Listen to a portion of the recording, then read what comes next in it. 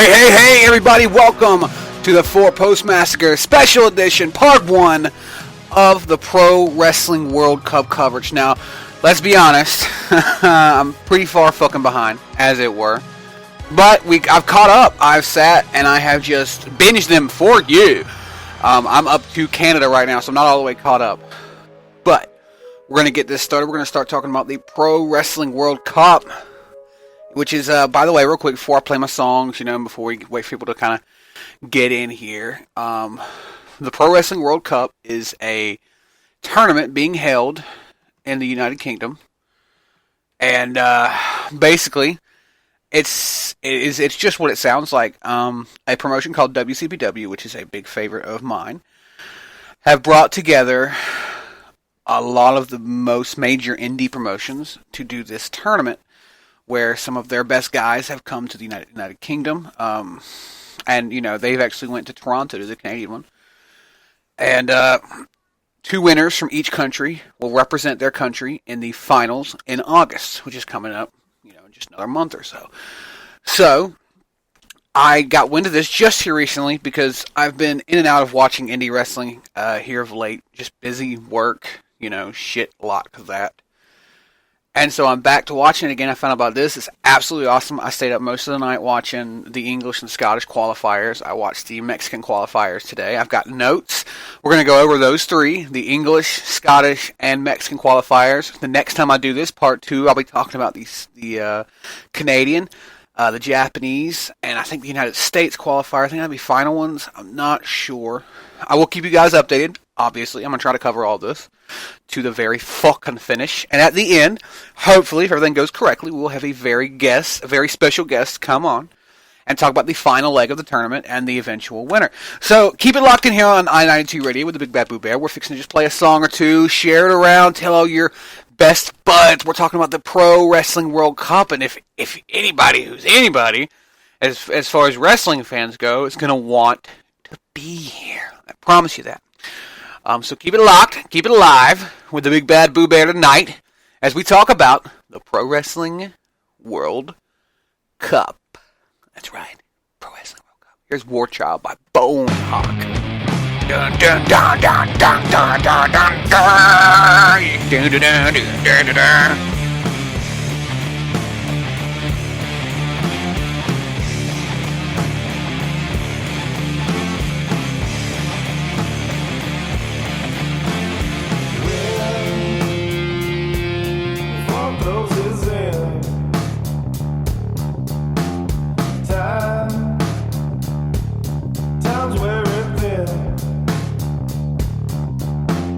Travel the water, guided by stars.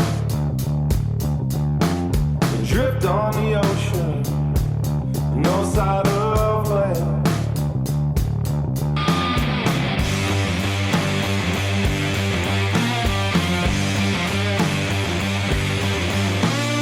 Thoughts deep in my head.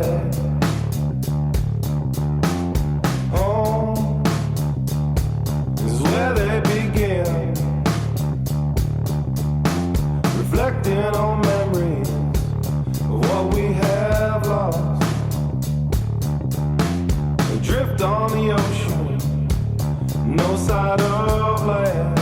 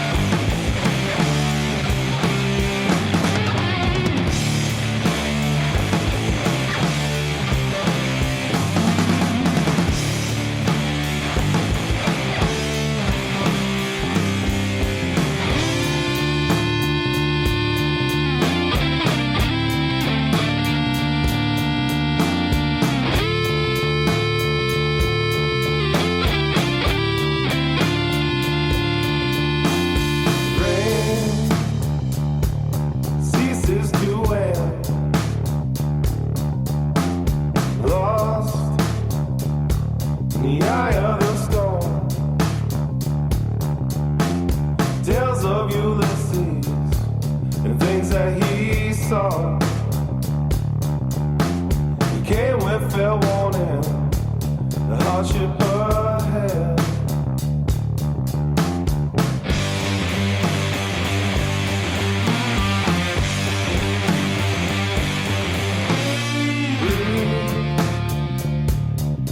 In the air, land, haven't seen it in years. We entered the channel, no turning back. We came with fair warning, the hardship ahead.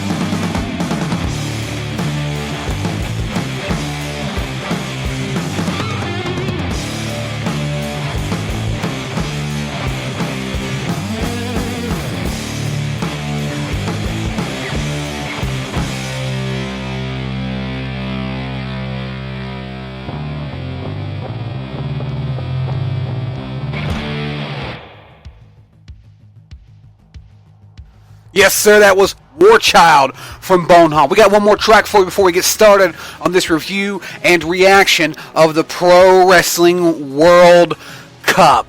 So keep it locked, keep it live with the bear. Tell your friends, tell all your wrestling fan friends who know what WCPW is to get here now. That's right. More WCPW coming at you. Here's some Blue Snaggletooth with That's You. That's right, that's you. That's you. You need to share it. Share it. Do it.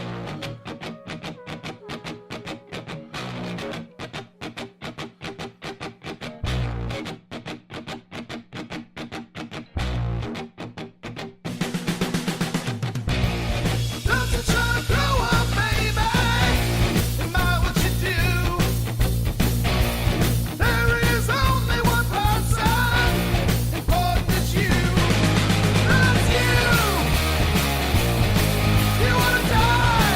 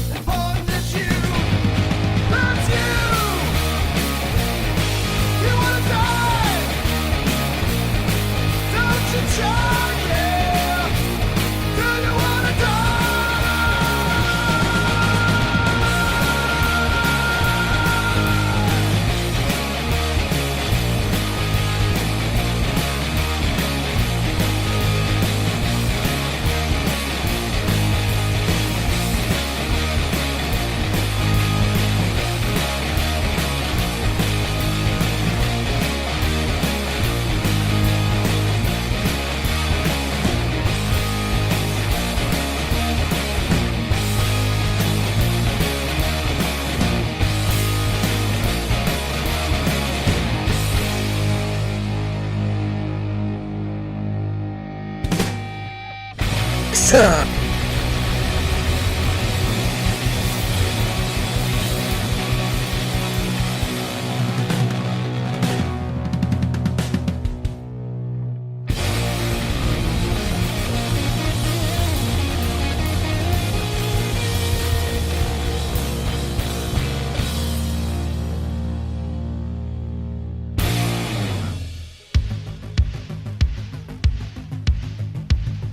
You know what that sound means? We're here! Ha yes, sir!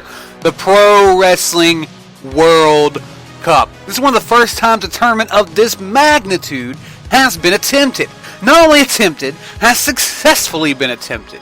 So far, this tournament has been pretty fucking good. And I know I'm late. I am fucking late. But I'm here now. That's all that fucking counts. No, you know, like I said before it, I'm gonna reiterate just in case people are just tuning in for the show. The Pro Wrestling World Cup. By the way, hi. The Pro Wrestling World Cup is a tournament, a huge tournament that is exactly what it sounds like. It is a tournament that is taking place for not only one country but for the whole world. Different promotions, different wrestlers from all over the indie scene are flocking to the United Kingdom, and you know some are in Canada as well, and they're holding a tournament. Now it's been going on for about 3 months, and basically each country gets 2 representatives from their country to represent them in the finals, which goes on in August. So there is an 8-man tournament per show, and so I have caught up a bit. I've watched the last 3. I'm on the 4th one now. I did not finish the 4th one as of yet, so we're going to review the first 3. England, Scotland, and Mexico. Those are the first 3 of the big tournament that has been going on now. 64 men in all throughout the entire tournament will compete. Each show, only 2 men will go home with an entry to the finals. And then it will turn into the final bracket in August, and they'll fight from there, coming all the way down to 1 man as the winner for his country, and for all the glory, he will be the very first inaugural Pro Wrestling World Cup holder and winner. Talk about some bragging rights and some street cred to walk back home with. Can you imagine going to a tournament of that magnitude and coming back home with the gold? In a sense of the word. So the Pro Wrestling World Cup, in essence, is one of the biggest tournaments to take place in the pro wrestling world, especially on a magnitude as of what it is. I mean, you've got guys, some of the guys that I'll be talking about, Rey Mysterio, Alberto Del Rio, Juventud Guerrero, all went in to try and represent Mexico. Joe Coffey, Galloway, we're trying to represent Scotland. There's just so many WCPW guys, old WWE guys, people from ROH, people from Canadian promotions. They're all out there trying to represent their country to get the Pro Wrestling World Cup. Pro World Wrestling Cup. You know what? I've said it so many times, I can't even say it anymore. But that is in essence what we're looking at talking about tonight, guys. Which is, for some of you guys who have never really checked out WCPW, you are going to be a little lost. So I would understand completely if, you didn't quite know how to follow or know who's who. And if you have questions in the chat, as long as I see it, I will answer it. But to the guys who've been following the indie scene, and then some of you guys together will know who some of these people are. It's just going to be names you haven't heard in a long time, and some you haven't heard in a good long time. But let's get right to the start. Right to the very beginning of all of this. The English World Cup qualifiers. First off the bat, watching it brought a real nostalgic feel to the whole thing. It felt like old NWA. Old WCW kind. It really gave you a feel of like you were watching an old 80s tournament. So, I had to say that was a positive right off the bat. I really did like that. But anyway, so let's get started here. First round was William Ospreay versus Martin Kirby. Now, I will say the match was a bit lackluster. It went for a few minutes. These guys have fought 3 times in all before this, and they have been just epic matchups. I mean, well, I'll take that back. The last matchup they had wasn't as good, but the first 2 they did were absolutely phenomenal. William Ospreay coming out the better in the first 2. Martin Kirby winning by disqualification in the third. And I'm talking about match of the year-esque matches. These 2, they worked very well together. They had their first match together when WCPW was still in its infancy. He was still trying to. I mean, wasn't trying to make a name for himself because Martin Kirby's known all over the indie scene, but he was trying to, make a name for himself in WCPW. What kind of competitor he was going to be, and that match really settled it. Really got him over with the fans. His first time he worked with William Ospreay. Now down the road, I expected a very good match. Right now, William is running as the heel. Kirby obviously as the face. William running with a faction called the Swords of Essex. And it was solid. I mean, it wasn't like either one of them performed bad. I think it was more of the choreography. The match itself was just a bit it was an opening match. I will say that. It was definitely an opening match. It was an okay match, though. William ended up winning it by coming back with his patented springboard Oz cutter, which is sort of where he front flips into the ropes, back flips back, pulls him down for an RKO. In essence, that's exactly what it is.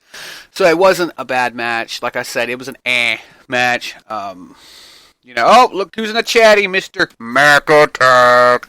Mac Attack Show, how you doing, you douchebag? Thanks for tuning in. Good to see you. But yeah, the first match of the night was okay. It was solid. That's pretty much all I had to say about it. William Ospreay came out the victor, and he moved on to the second round of qualifiers to face one of the next 2 names, Mr. Rampage Brown versus Nick Aldis. Now, for a few of you, Nick Aldis, actually both of them might sound familiar, but more Nick Aldis than Rampage Brown. Nick Aldis was quite the character in TNA. That's right, TNA. He was the very first British World Heavyweight Champion over there.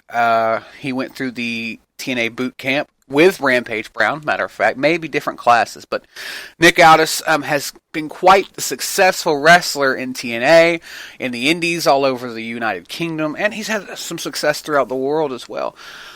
It was definitely a different match. These 2, when you look at Rampage Brown, you look at Nick Aldis, they're not towering, but they're like 6'1", 6'2". I think maybe Rampage is like 6'5".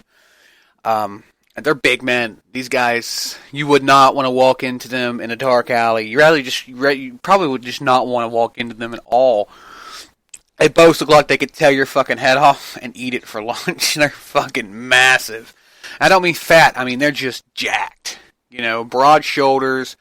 Just disgusting fucking abs. Just jacked. So these 2, you're expecting, okay, they're 2 powerhouse guys. They're going to get in there. They're going to slam each other around. And it was not that. It was far from it. The match was a technical match. I mean, it was ground game the entire way. I think we had a couple slams, a couple strikes, but it was ground game. It was twisting ankles and pulling back faces, and it was solid technical work. I mean, it wasn't shoddy. Those 2 did pretty good. I think Rampage needs a little bit more help on his than Nick Aldis does. That's just my personal opinion. But it was solid nonetheless. It still wasn't what I expected out of the tournament. As far as the beginning, I expected more of a, the first match to be more of a high flyer, the second match to be more powerhouse, just to kind of get everybody into it, get them jacked, get them ready for the next match, yada, yada, yada. And it just, it was good. It wasn't terrible. It wasn't the best. It was good. It should have been a little more hard-hitting, but Rampage ended up winning after a surprise roll-up. He went for the pile driver a few times, couldn't quite get it on Nick Aldis, but definitely pulled off the victory with a surprise roll, so he moved on to the second round of the qualifiers, and he would be going up against William Ospreay for the final spot. Also, now in these tournament matches, in tournament shows, I tried to just go ahead and cover the main tournament matches instead of the filler matches, which we've got coming up right after that, which was a non-tourney match. A 3-on-3 6-man tag team match between Matt Riddle and two other partners. I can't remember. It was sort of it was an match except for one move. The reason I'm even mentioning it is a guy named Matt Riddle, who's got to be 6'7", 6'8". You know, he was an ex-UFC fighter, and he got in the ring with him. And at one point, he won the match with this move. He pulled off a tombstone piledriver. And I see him go for it. I didn't expect nothing out of it, you know. And I mean, this was one of the most impactful tombstone piledrivers I had ever seen. Put The Undertaker and Kane to shame. This guy just straight. He's got a guy in his hands, you know, setting him up for the piledriver. So he's gotten the extra weight there. And he leaves the ground, straight jumps, leaves the ground, and comes back down with all the intensity of a jackhammer. The man is going places. So I expect to see him doing something, doing some more something in WCPW and further indie promotions very soon. Matt Riddle, what an impact. Put The Undertaker to shame. I mean, really does just, you know what I'm saying? So, great tombstone pile driver from Matt Riddle out of that match. The next tournament match was Marty Scurll versus Zack Sabre Jr. Now, these two actually go back a bit. They know each other very well. They've worked together before, not on this magnitude. I believe they were tag team partners at one point. I believe so. Don't quote me on that. I'm not 100% sure. The chemistry was phenomenal. It was one of the first great matches of the night. I mean, it was a technical match, too. I will say it is not only one of the first great matches of the night, but one of the most technical matches I have ever seen. There were a few spots that were real practiced, real choreographed, you could tell. But other than that, the match was solid. I mean, nothing but solid. They did a real good job. I would suggest checking that out one specifically. It went back and forth. I mean, Marty and Zack just put on a wrestling clinic, and the two could not be told no. I mean, neither one of them would tap. Neither one of them would go down for the 3. And Zack Sabre, and Marty Scurll is the ROH TV champion. Zack Sabre is known for being, what would you say, the equivalent of somebody like Dean Malenko today. And I mean, that's no exaggeration. I would say, if not the equivalent, better than Dean Malenko. I dare to say Zack Sabre Jr. is one of the greatest technical wrestlers to ever lace up a pair of boots and get into the sport. And Marty Scurll is not too bad at it himself. His finishing maneuver is the crossface chicken wing. And it was a really good match. It kept you on edge. I mean, it looked fucking painful sometimes. The shit that they contorted themselves into. Great matchup. Marty Scurll versus Zack Sabre Jr. Marty Scurll went for the chicken wing, as I just said, and Zack Sabre was able to roll him back up, reverse, and get the pin 1, 2, 3. Zack Sabre moves on to the second round of the qualifiers.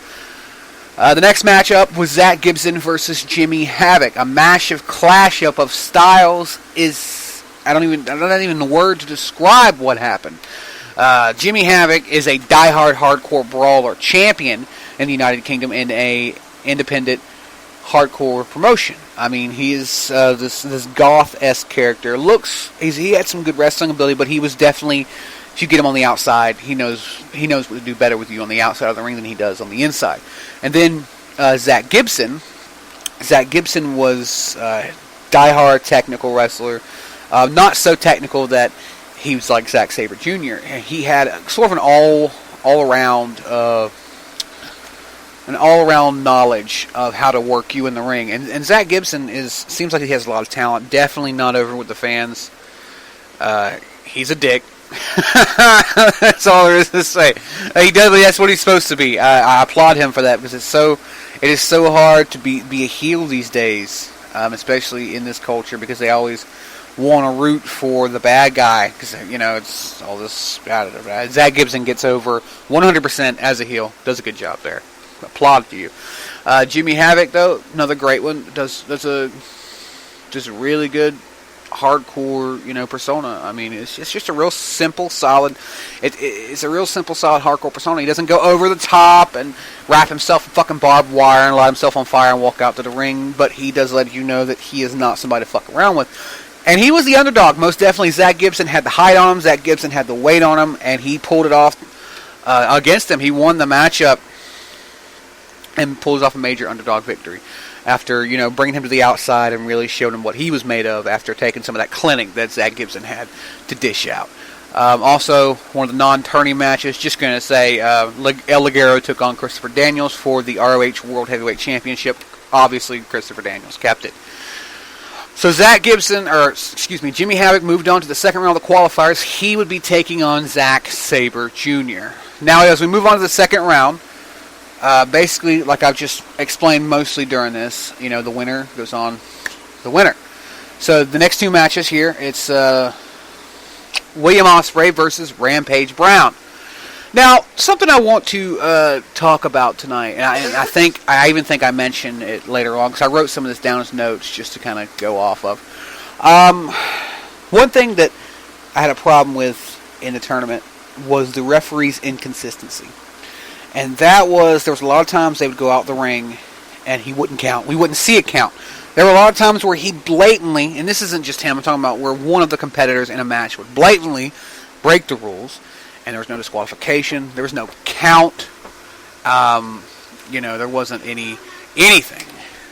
So, hold on one second. One second.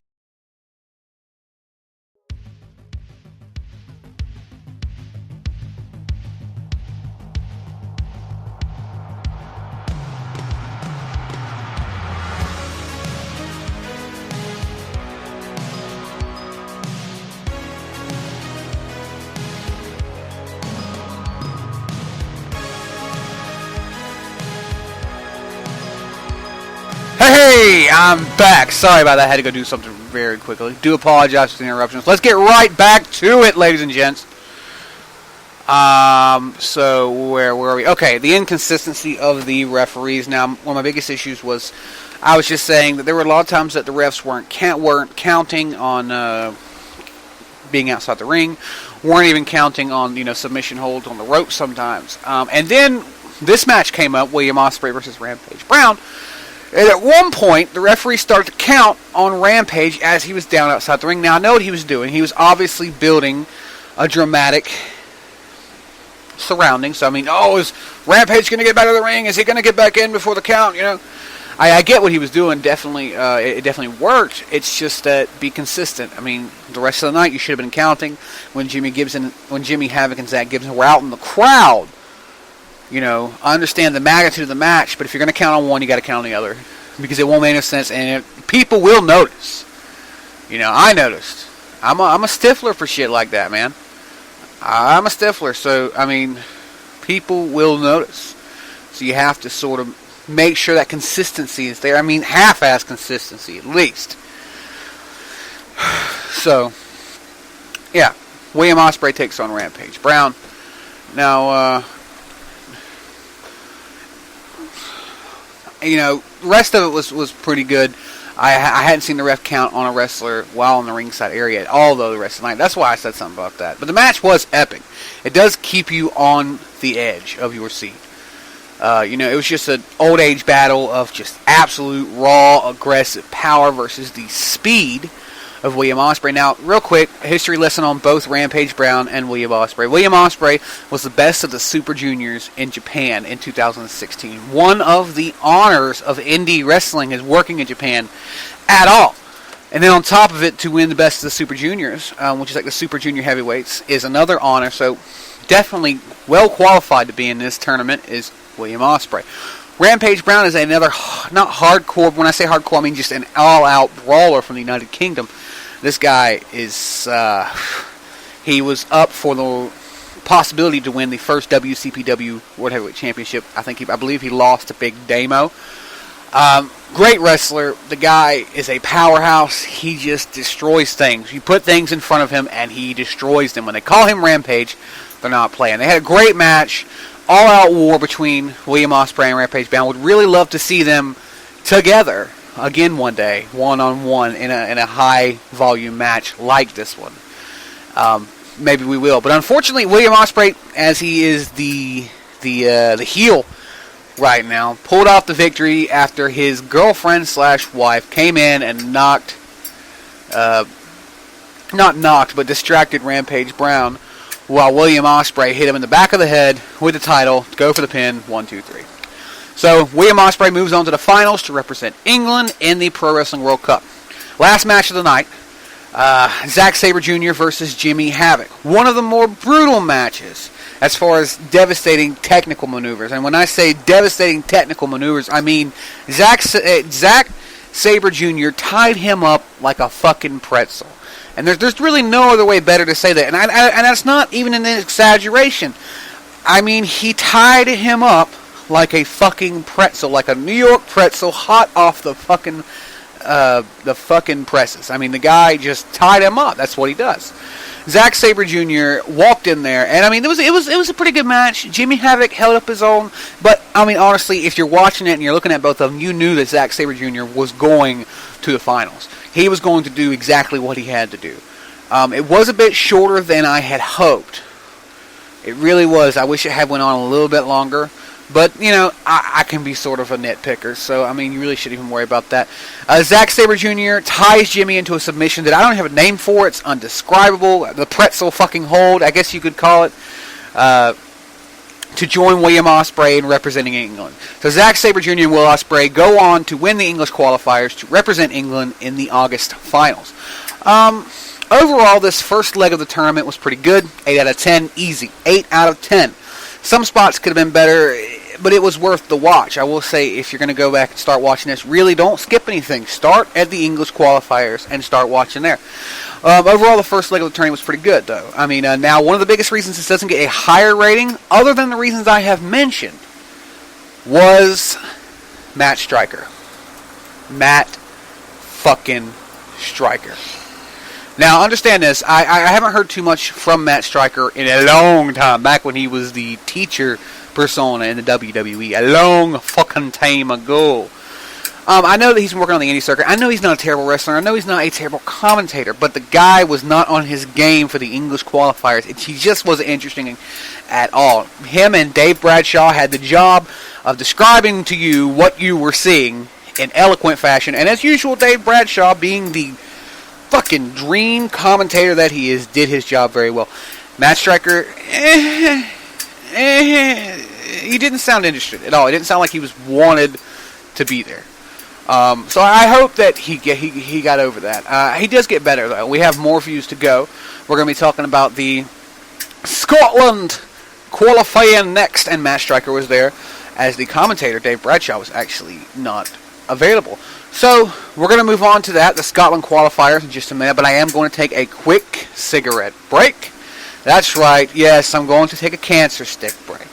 So get the fuck over it. I don't know what to tell you. And my wife she says hello, you know. She's not irritated that the cigarettes could possibly be lost forever. You know, she loves me, and there are witnesses, so therefore, she can't kill me. You know that, right, hon? That would. Actually, I'm on psych meds. Oh, that's awesome. That's great. That's absolutely fantastic. So we're gonna put a few songs up here. If you guys never hear from me again, I just want you all to know that I love you. Individually, all of you are my favorite fans ever. I mean, I'm just trying to think of things. They care. They fucking care. Okay. We got 3 really good songs coming up for you. Arrowhead by Rogue Asteroid, Dirtbags and Half-Wits by the Red Hot Rebellion, and Hardwired, Junk Run, Mr. Eric Miley. So keep it locked, keep it live here on I-92 Radio. If I get back earlier, we'll get back on earlier, but I really need a cigarette, so I'll be back in just a little bit, I promise. Keep it locked, we'll be back for the Scottish qualifying review and reaction in just a few minutes.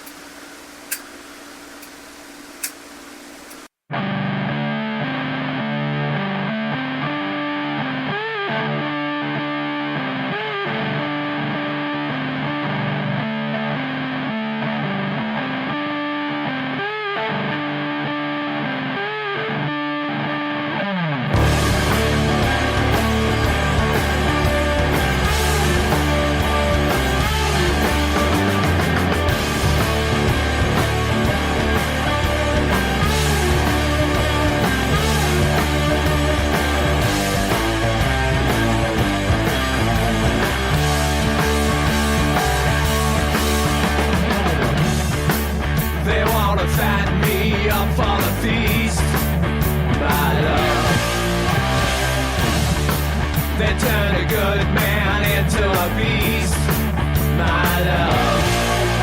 It's your worst nightmare, the fate you can't avoid. It's your worst nightmare, spinning out of control. Rogue asteroid.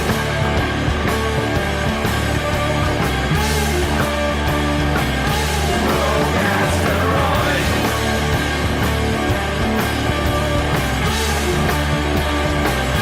Rogue asteroid.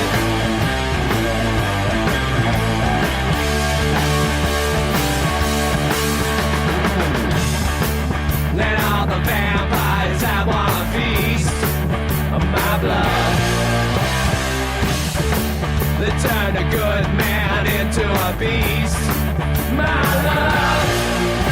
If your worst nightmare, the fate you can't avoid, is your worst nightmare, spinning out of control. Rogue asteroid.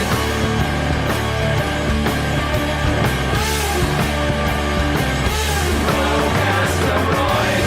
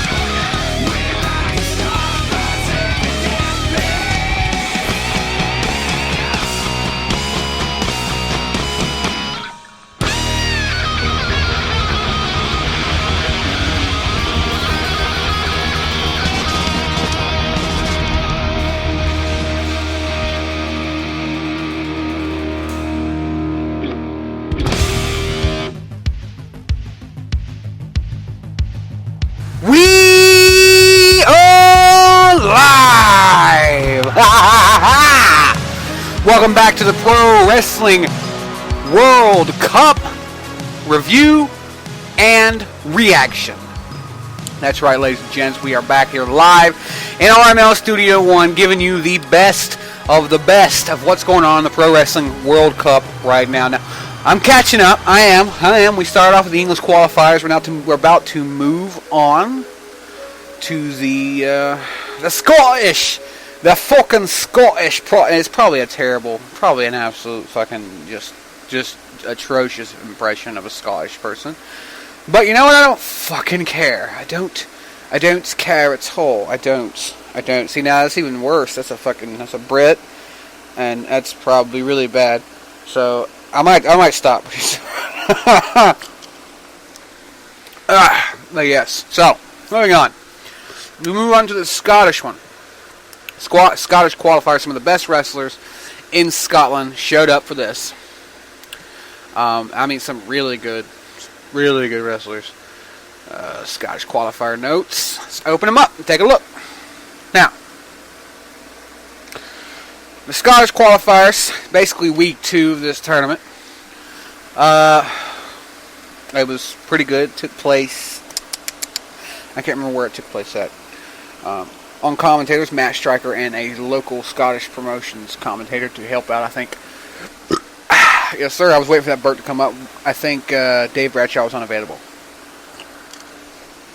Alright, here we go. First matchup of the night.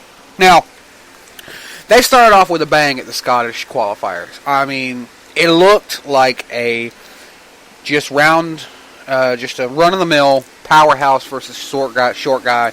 Looked like it was going to be a squash match. Because I'd never heard of Kenny Williams. Now, Joe Hendry. Real quick history lesson on Joe Hendry for all you guys out there. Joe Hendry would be the equivalent of a combination of like John Cena, Shawn Michaels, and Kurt Angle. He's a great technical wrestler. He's got a lot of good showmanship, and he has the look that could make him one of the next big things in wrestling. Joe Hendry has got a lot of potential, and right now he's running the heel program. He's doing a prestigious. I'm bringing prestige back to wrestling. It's a good heel thing. It's another one of those though. My shit don't stink. He formed a group called Prestige with him, Joe Coffey, Travis Banks, and BT Gunn. They're actually all in the matches tonight, so you'll get to know them a little bit. Joe Hendry, multiple-time title winner from all over the United Kingdom. Has been on WWE television one time. Not wrestling, actually. A little bit of a fun fact. Joe Hendry was at the ceremony where they gave Rusev the medal from Vladimir Putin. He was one of the guards, one of the security guys standing there in the ring. That was Joe Hendry. A little bit of a little fun fact. Fun fact. But yeah, okay, so the first matchup was Joe Hendry versus Kenny Williams. Both of these guys worked together a long time ago. And they're both excited to get back in the ring together from what I gather. Joe Hendry being the heel was like, I'm going to crush him, ba-ba-da-ba-da-da. And Kenny Williams being the underdog, saying, I've learned a lot, he's learned a lot since we last worked together. So, but honestly, looking at it, Kenny Williams pulls off a good Back to the Future gimmick. I'm not kidding either. He comes out to like a copyright-friendly version of Power of Love, I think it was. No. I think it's Power of Love, yeah. It comes out to a copyright-friendly version of Power of Love. And he's got the jacket. He comes out with a hoverboard, skateboard. And he's just trying to be this throwback to the future is what I think the name of his persona, the throwback to the future, because he respects the past and is going to be the future of professional wrestling. That's what he's going for. And he did a good job. The match was quick. It really was quick, but it did give you quite the bang for your buck and a little bit of time that you did have to watch them. Quite the upset, Like I said, Kenny Williams comes out on top. And at least for me, a new viewer walking in, not a semi-new viewer, because I know a lot of the names, I've watched a lot of WCPW, but some of these guys are pulling from other promotions. So Kenny Williams, obviously, I had never heard of. He did not look like the kind of guy who was going to make it to the next round. He really just looked like a squash match, but he pulled it off. It really had my jaw on the floor because I expected, Joe to just get out of it. It was just a quick surprise roll up. In the middle of the match, just one of those swerves. And Kenny rolled him up, 1, 2, 3, bam. And you're just like, what the fuck just happened? I mean, it wasn't like 5 seconds long. It wasn't a Brock Lesnar Goldberg match, but it was short. I mean, just short enough to put your jaw on the floor. If you ever watched Joe Hendry before, you just did not expect it. Joe Hendry is a big guy. I mean, he's a big nigga.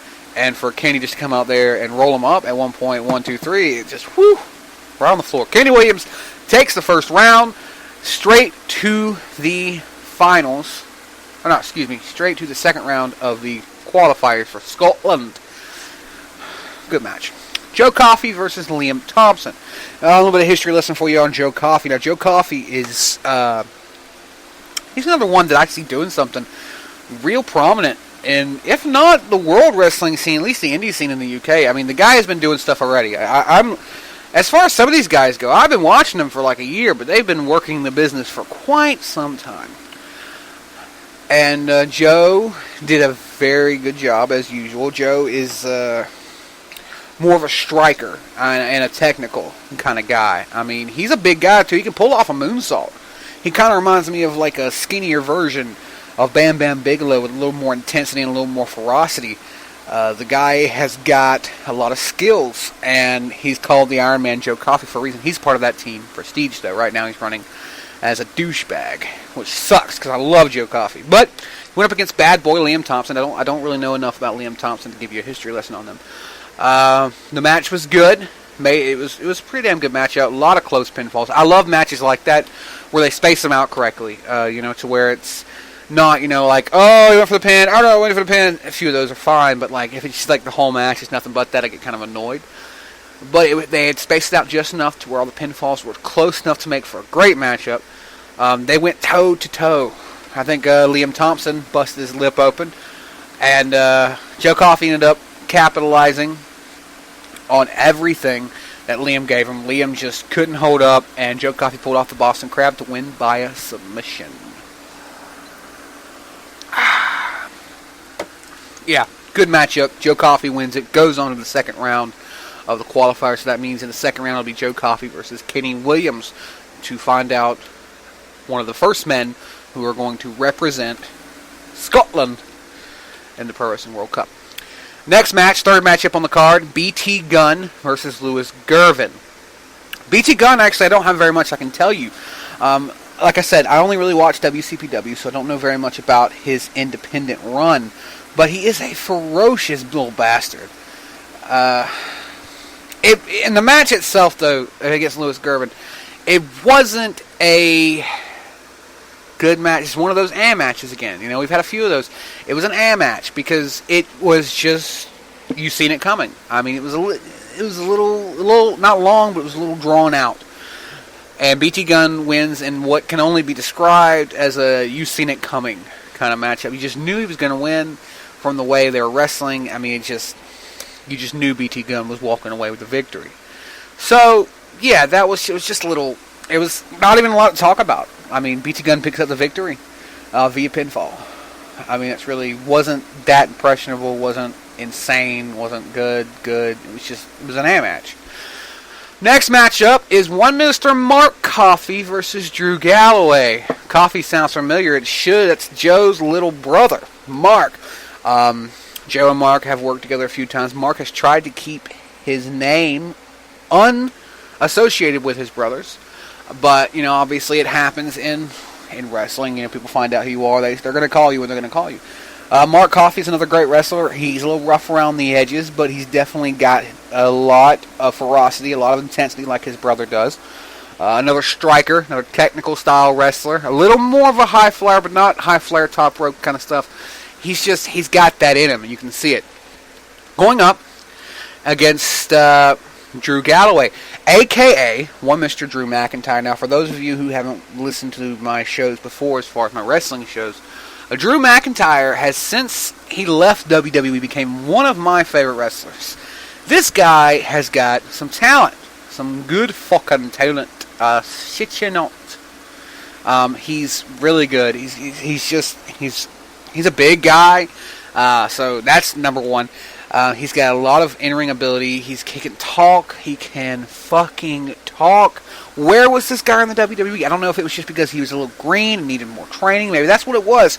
Because I seen him in WCPW twice. And after that, I mean, he just put on these amazing matches and these amazing fucking promos with Joseph Connors and all that. I mean, oh, Jesus, if you ever get the chance, go back and look at his promo with Joseph Connors after he returned from a neck injury.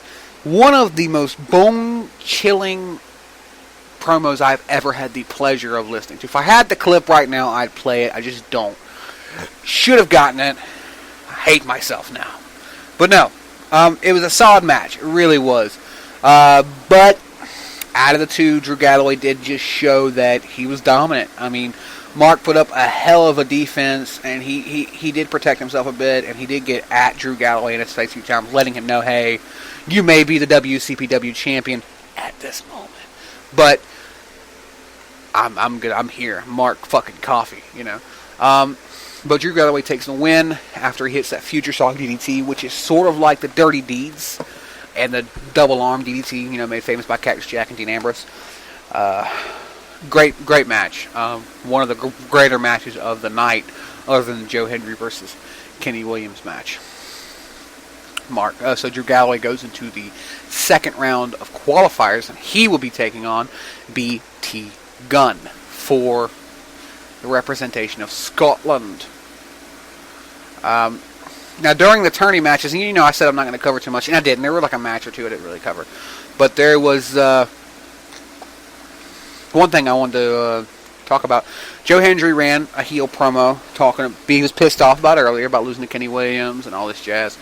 And another guy named Gabriel Kidd came out. Gabriel is the local underdog for the company. He started in this company. He was a rook when he started. He's only 19. At this point, he hadn't won a match in WCPW. And they ran a promo together, and, you know, Joe's getting pissed off, and Gabe's poking at him more. Finally, Joe Hendry goes nuts on him, you know, starts beating the hell out of him. And Matt Striker comes out from the announce booth, because, like I said, he was on commentary. And he tore a hellacious promo through the asshole of Joe Hendry. Talk about a promo. The guy was good. It was an underdog promo. It was, I've been down this road. I've done this. I've done that. How about you come to my hometown in Orlando in a few months, which at this time, this was a few months back. So they were talking about Orlando April 1st. I haven't seen that match. I'm planning on checking it out. And take me on, I'll kick your ass. You know, it was a hellacious promo from Matt Striker, and he did seem, you know, through this tournament thus far, like he just had more energy, and he felt like he wanted to be there. Felt to me like he wanted to be there. So Matt Striker definitely stepped it up from the English qualifier going into the Scottish qualifier, and that's definitely not one of the reasons at all I would give this a bad rating. Matt Striker, hellacious promo. Joe Hendry, definitely good. Second round began after that. Kenny Williams took on Joe Coffey. Now, like guys, I've told you about Joe Coffey, he's a big guy. And Kenny was just unable to keep up with Joe. It was a great matchup. Kenny put a lot out there. I mean, he put his body on the line trying to take down Joe Coffey. But in the end, Joe Coffey moves on to be the first man representing Scotland after making Kenny submit via a standing stretch Boston Crab maneuver. I mean, he stood him up, and he stretched him out like an accordion in the Boston Crab maneuver-esque. And it was just badass looking. I mean, it was a good match, solid, not too long, not too short. Worked perfectly. Both men put their lives on the line out there. They put their bodies on the line, and it was a little bit of a war. It was a skirmish. It was a fucking skirmish. Good match though. Good match. Joe Coffey wins, goes on to be the first man of Scotland representing Scotland in the Scottish qualifiers. Next up's BT Gunn versus Drew Galloway. Drew Galloway, you know, this was, I mean, come on. This was, it kind of felt like, I was kind of like the BT Gunn match earlier.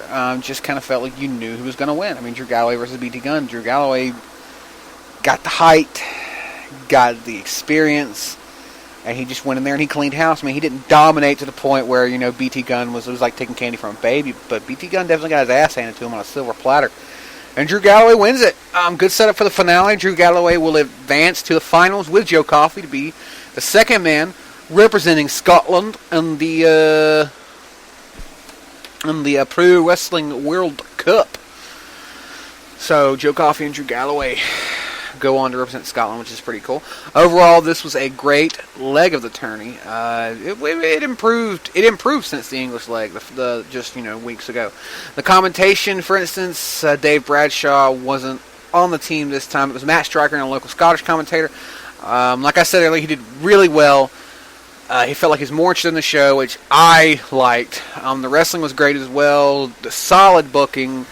Solid storytelling. There were little things like I've talked about. But rating wise, I'd give it a solid 8 to 9 out of 10, 8.5. The reason it doesn't get a 10 was little stuff. There was a few little botches, a few bits, drawn out. Like I said, there were a few parts that you could even get bored in, those drawn out pieces. So I mean, 8.5 to 9 out of 10. It was a good, solid tournament leg. Definitely worth the watch. Definitely, if you can get past those little sore spots, it's a great leg of the tournament, and it was good. Scottish wrestling, man. I tell you what. So right now, as it stands, you've got William Ospreay, Zack Sabre Jr., Joe Coffey, and Drew Galloway, all representing parts of the world in this tournament. Now, moving on, we have one more leg of the tournament to cover before we go for the night, because it wasn't very much. I just had these 3 legs here to cover. I'm going to get Canada watched and try and get all the way caught up. And the next show will be part 2, will be what I haven't got to yet as far as the legs of the tournament. So here we go, ladies and gentlemen, the Pro Wrestling World Cup Mexican qualifiers. So they weren't able to hold this in Mexico. It's quite a journey for the promotion to take, but they definitely did.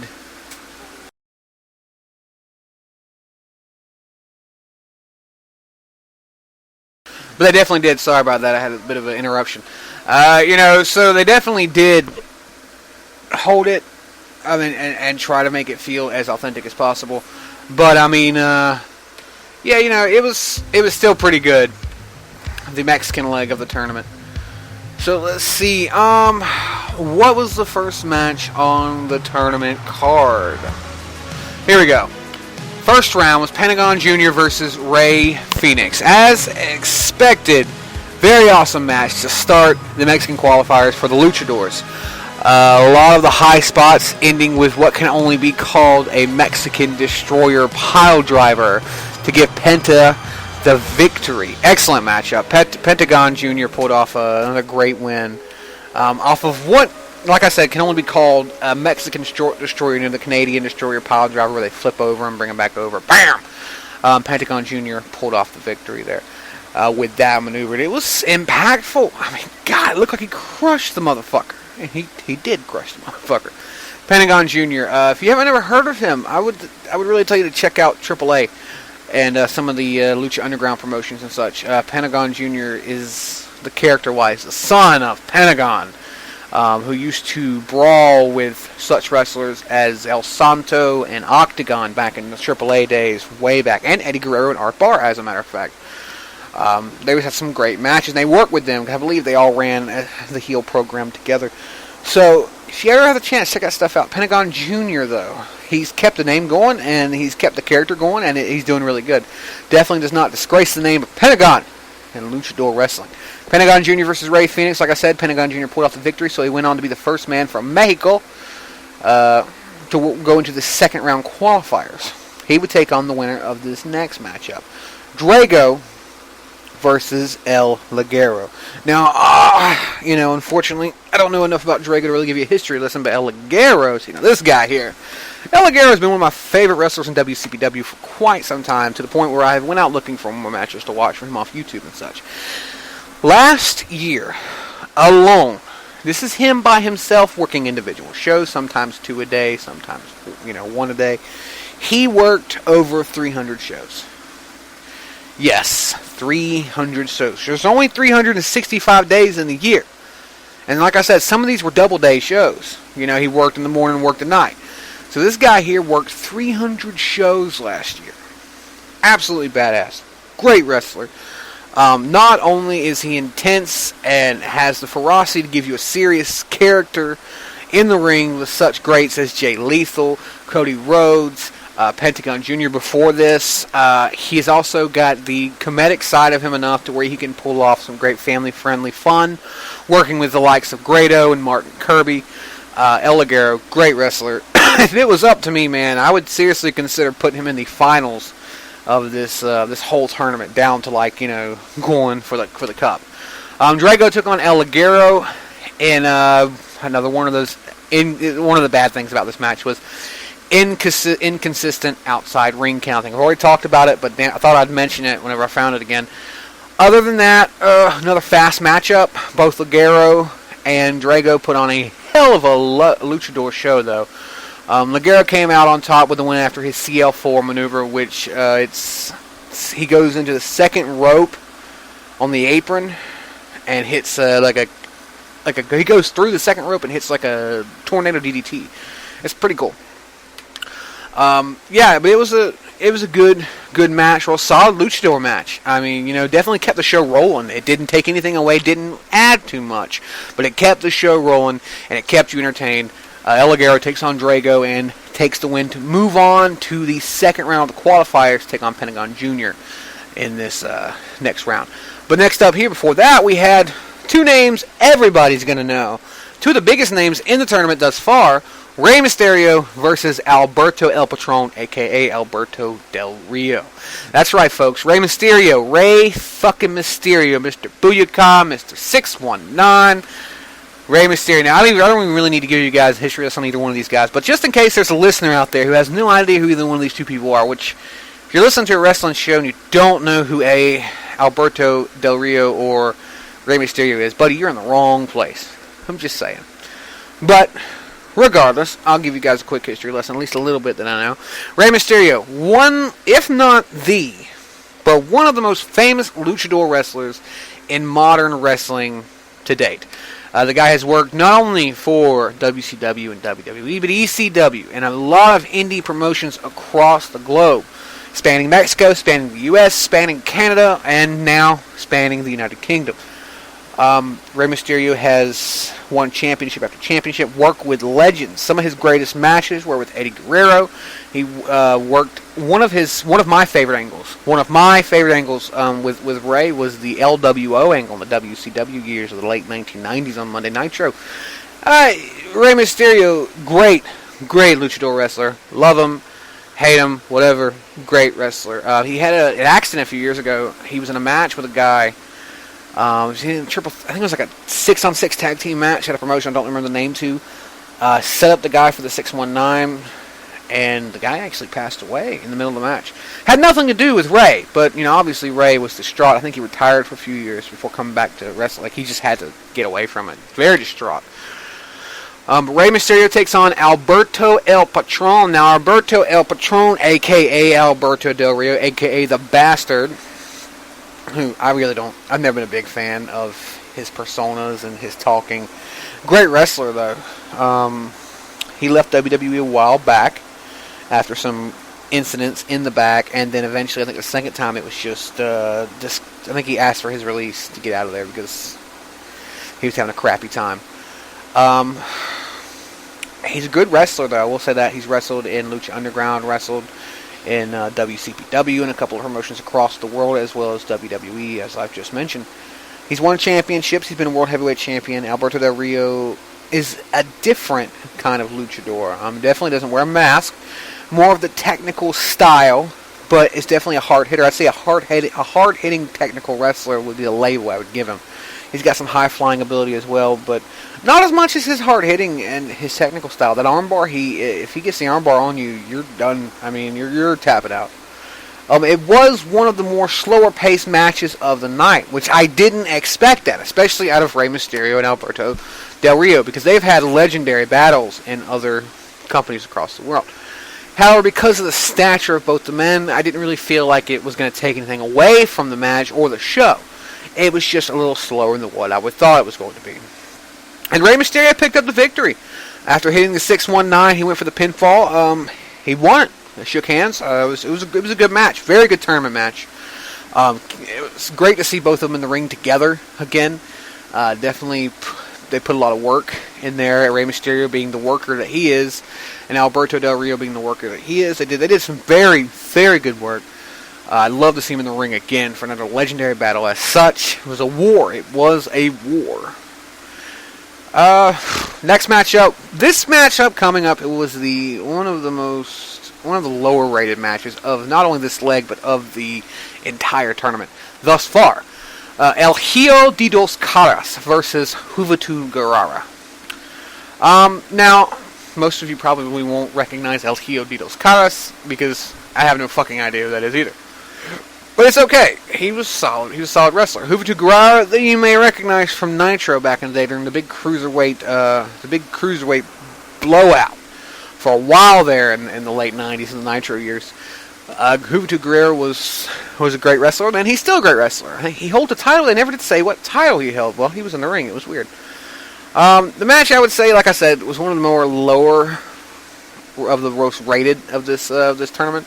Not horrible, just not really what I expected.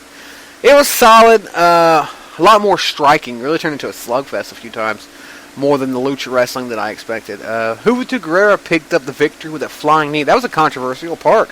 The match was a good length. It was about time to end the match, and then all of a sudden, Juventud just comes out of nowhere with I wouldn't say a weak, but not a match-ending knee, and pulls off I couldn't believe it when it ended. Like, it was just not a move that I would think would end the matchup. So yeah, it was another one of those matches. But so far the other matches had made it good enough to where I guess I really just didn't mind. So at that point, Juventud Guerrera takes a victory after the flying knee. That means he would be taking on Rey Mysterio in the second round of the qualifiers. Now, I told you guys I wasn't going to cover any of the non-tourney matches, but I did make an exception for one, and that was Drew Galloway versus Cody Rhodes. These two, there's only one way to describe this, and it's two words. Two words describe this matchup, and that is instant classic. Instant classic is the only way I can describe it. This was Drew Galloway's final match in WCPW. He is leaving, if you people didn't know. Sorry for the spoiler, but he is leaving the WCPW and heading back to WWE after getting the call from Vince. Yes, he got the call from Senoro McMahon. So he's headed back to WWE, the NXT, and to do his thing there. And he wanted to finish this last match in WCPW. And I guess the guy they picked for him was Cody. And there really isn't any other way to describe it but instant classic. At one point during the match, Brandy and Cody, Brandy being Cody's wife, took a table bump together. And not one of your regular plywood tables. This is like a fucking picnic table. Yeah, I know. Together they come off the ropes onto the floor through this fucking table, and it was intense. It just really was an instant classic. It really is really all that can be said for this fucking match. Comparable to the likes of Ric Flair, Steamboat, Dusty Rhodes, and Flair. Some of those great matches that we've seen. Just awesome. In every word, in every aspect of that word, just awesome. It did come down to the wire. I would call it the match of the year. If not the match, up there in the top 10 list, But by the end, Cody Rhodes did take the victory after a war. It was a battle. There were some words said, they said, "Thank you, Drew," the goodbye thing. He said some words, and yada, yada, yada. And Drew Galloway is headed back to WWE NXT. But this right here arises a very interesting issue. Now, obviously, I don't work at WCPW, so I couldn't tell you what's going on, but Drew Galloway made it to the finals and the qualifiers. After the qualifiers, he's made it to the finals. So the guy he was up against was BT Gunn. Does that mean that BT Gunn, by proxy, is going to take his spot in that qualifying match? Or is Drew going to be able to come back and wrestle again? So I don't know. I'll have to keep you guys posted. If I hear anything, I'll let you know. But Drew Galloway, leaving the WCPW, headed back to NXT. From this sportscaster, Drew, good luck if you're ever able to hear this. And I hope to see you soon. Now back to the tournament. Second round, Pentagon Jr. versus El Ligero. This right here, guys, this right here was another fucking war. Just a battle. These two, and it didn't even start off like fast. It wasn't like, right off the bat, slugfest. It wasn't like a Kevin Owens and Sami Zayn battle. It started off a little slow with them, exchanging taunts, and El Ligero going through this dark phase. I think they may be getting ready to turn him heel. And he flicked him off a few times, and, Pentagon did this, and El Ligero did that, and it just got into this battle. They both... None of them were going down. I mean, they just weren't. And then Pentagon hit El Ligero with a apron, you heard me right, apron package pile driver. Whew. And it looked like it hurt. It looked like it fucking hurt. And then got him back into the ring. And hit it again. And that was the end of it. Pentagon goes on to be one of the men representing Mexico in the August finals. It was a war. It should have been a little longer. That would be my only complaint. But it was a fucking war. El Ligero, Pentagon Jr. Pentagon Jr. takes a victory after some epic pile drivers. He'll be one of the men representing Mexico. Next up was Rey Mysterio versus Juventud Guerrera. Now these guys, from what I gather, have some legitimate heat with each other outside the ring. I don't know what it is. The commentators didn't express so much, and they could have been just building the story. I could be getting duped right here, but they weren't pretty serious. Dave Bradshaw usually, he works with the AAA promotion on, he does the English dub for the AAA promotion so that, people who don't speak Spanish can watch the AAA matches and such. And he was talking about them having some legitimate heat. Definitely no warmth, though. Definitely no, cuddly, friendly warmth at all. So these two, they did another luchador war. I mean, these last couple matches were just battles. I mean, just gladiator-esque, fucking battles. Solid matchup. You could definitely tell chemistry-wise they did have a dislike for each other. They worked really well together, but you could definitely tell in the chemistry that they didn't like having to work with each other at all. Rey picked up the win, though. He definitely did. Rey picked up the win to move on and become the second man to represent Mexico in the August finals. Pentagon Jr. and Rey Mysterio move on to the August finals together to represent Mexico. Great match. Great match is. Overall, leg of the Mexican tournament was phenomenal. I mean, you guys heard me. I told you how I felt about it. It was just good. Just fucking good. So much athleticism. Showed I really couldn't predict what matches we were really going to end up seeing. I really couldn't tell you while I was watching this who was going to win, what was going to happen. Because, I mean, sometimes as a wrestling fan, you watch so much fucking wrestling that you can pretty much tell what's going to happen here. And that does take some of it away, but you still love it so much that you continue watching. This was a show that I couldn't. I mean, I watched and I couldn't tell you who was going to win. I was surprised when Rey won. I was surprised when Pentagon won. I didn't see it. I didn't see it happening. So that's one of my favorite things about this show. These men put it all out there and gave the fans quite a show, expressing just how seriously they took this World Cup opportunity. I have to say, I give the Mexican qualifying a perfect score of 10 out of 10. That's right, folks. 10, 10, 10, 10, 10. Todd Dillinger, 10 out of 10. Rey Mysterio and Pentagon Jr. move on to represent Mexico in the World Cup Finals in August 23rd. So if you have the chance to catch it on IPPV, it's only, and I wish I was getting paid for this. I'm pulling off another Dino real quick. Only $6.99. That's it. It's only $6.99. $6.99 for What Culture Extra to pick up the the IPPV. I'm not associated with What Culture Pro Wrestling at all. By the way, the picture isn't mine. It belongs to What Culture Pro Wrestling. Don't fucking sue me, please. That would be awesome. And if you do, please autograph the restraint. You know, the gag order or whatever, just so I can have that in my collection. That would be really cool. But yes, that was your Pro Wrestling World Cup review and reaction for the past three: the English, the Scottish, and the Mexican qualifying tournaments. Quick recap: the guys who have made it thus far: William Ospreay and Zack Sabre Jr. for England. Scotland is Joe Coffey and Drew Galloway, possibly BT Gunn by proxy because of the Drew Galloway leaving WCPW. And last but not least, Mexico brings you Pentagon and Rey Mysterio Jr. So the dream matches already. I'd love to see Zack Sabre Jr. go up against Pentagon. I'd love to see Rey Mysterio take on Joe Coffey. I mean, the matches that are coming up already in my head that are going to be absolute dream matches, it's phenomenal. Fucking phenomenal. So keep it locked on 92. This coming weekend, we've got a very special show going on Sunday night, 6 o'clock Eastern Standard Time. This Sunday marks 10 years since Chris Benoit. Yeah, I know, I just heard some of you guys with your keyboards like, oh, Chris Benoit, Chris Benoit. This coming up Sunday will be 10 years since Chris Benoit and the horrific accident, well, not accident, the horrific acts that had taken place in his home. And we're going to talk about that a little bit. We're going to talk about David Benoit. We're going to talk about a couple of different things on a four-post massacre with me and Big J.